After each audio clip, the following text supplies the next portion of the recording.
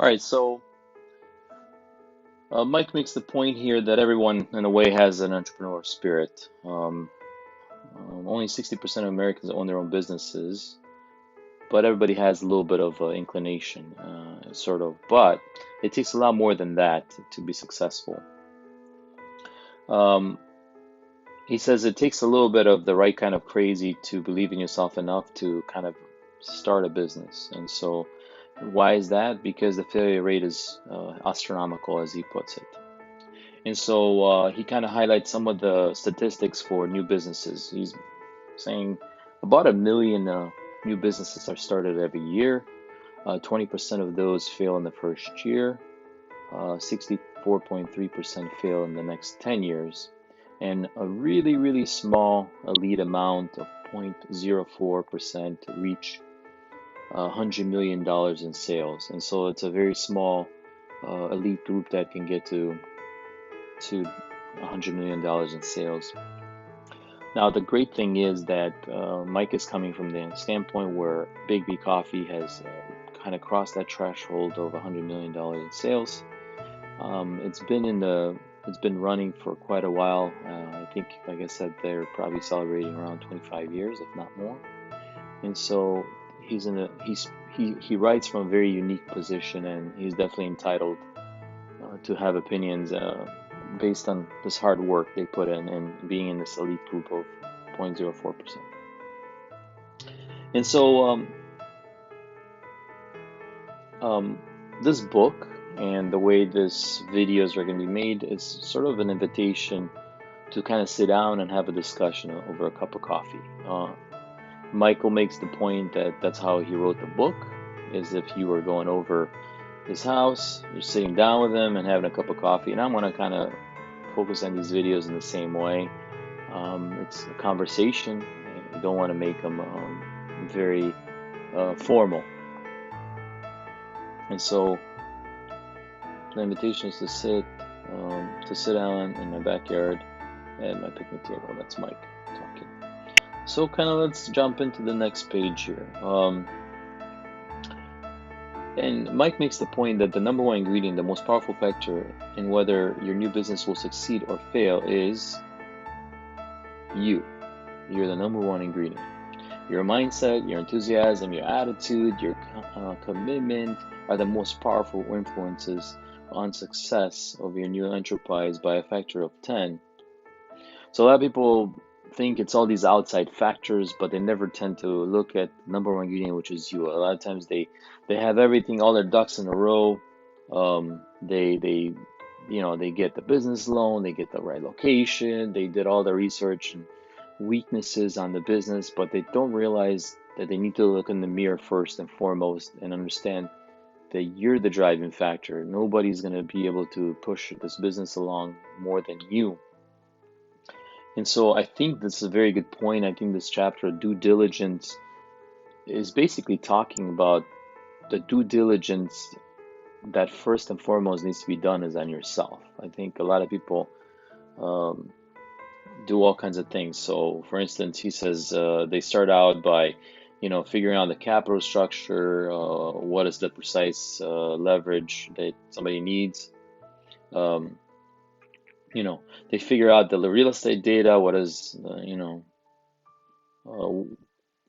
the dirt and why. They do a SWOT analysis on the competitive landscape. They have financial analytics run and all kinds of models to figure out if they're going to make money or not. Um, they look at market metrics to figure out where their business would stand. However, many people fail to do an analysis or an assessment of themselves, and so that's why that's very important. I totally agree with that. I think on paper everything looks great until you begin to do it. He goes on with the list and he says he looks, people look at all the kinds of demographics to predict the size of the market, blah blah blah. They look at consumer behavior and so on and so forth, the personality profiles and the team members. I mean, just very, very thorough. Somebody can be super thorough. They look at exit strategies if they want to sell the business. Is it going to be viable? All these different options, but they fail to look at one thing, and that's themselves. Will I be able to carry this business? Do I have the mindset, the enthusiasm, the willingness to run it? Am I willing to wake up at 4 in the morning to go work on this business until it gets going? And so all those other things that you did are great, they're amazing. All the list of items that he mentioned, the due diligence that you need to do, but don't skip this one important one: do an analysis on yourself, a due diligence on yourself. And so, so the most critical component of your business is you. And so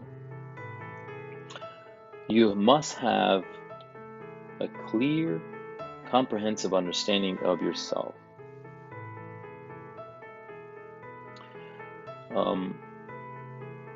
So what he goes on to talk about a little bit about McDonald's and how some franchise businesses like McDonald's and of course Big B Coffee tend to help eliminate some of the due diligence that are necessary to be done.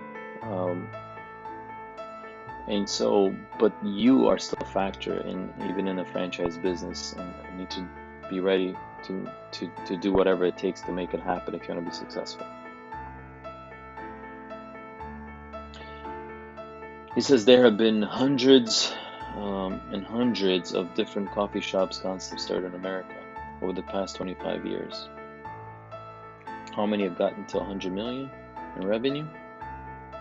Fewer than 10. And so Big B Coffee is one of the businesses that made it over $100 million in sales. So that's a big testament to the hard work at Big B Coffee.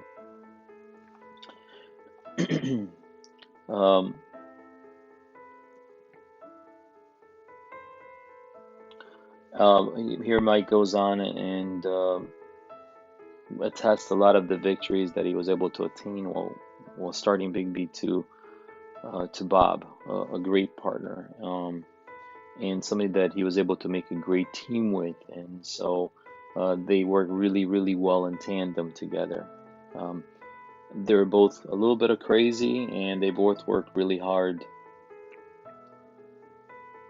And so that has really helped them move Big B to where it's at today. He also says that, hey, we have battle scars to prove it.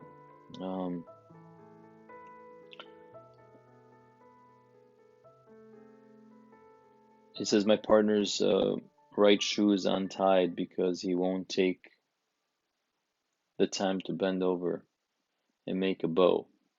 But even today, 20 years later, the twinkle is still in his eyes, in our eyes, both of them. Unbridled enthusiasm got us to where we are, and if you ask either one of us, we will tell you we're just getting started. So they're on the same page. So if you have a partner, that's very, very important that you're in step with each other. I think that's the biggest takeaway from here. They have to work as a duo, in step with each other. And he also makes a point that the greatest things in life are also maybe that you can do in life are also maybe the hardest things. Starting a business can be remarkably rewarding, but it can also be extremely difficult. So the first chapter is devoted to helping you do due diligence on yourself. And so let's jump into that. 10 crucial steps in doing due diligence on themselves, on ourselves, on us. Number 1, grow in self-awareness. Like, he'll explain what that means. Number 2, make friends with the boogeyman. Number 3, be patient with the results but aggressive in execution. Number 4, be humble, curious, and ready to learn. Number 5, muster massive doses of energy and enthusiasm. Number 6, model of dependability and dedication. Number 7, tap into the secret of focus. Number 8, be gentle with your internal control freak.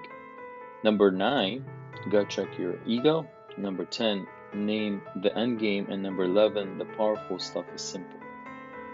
And so we'll kind of jump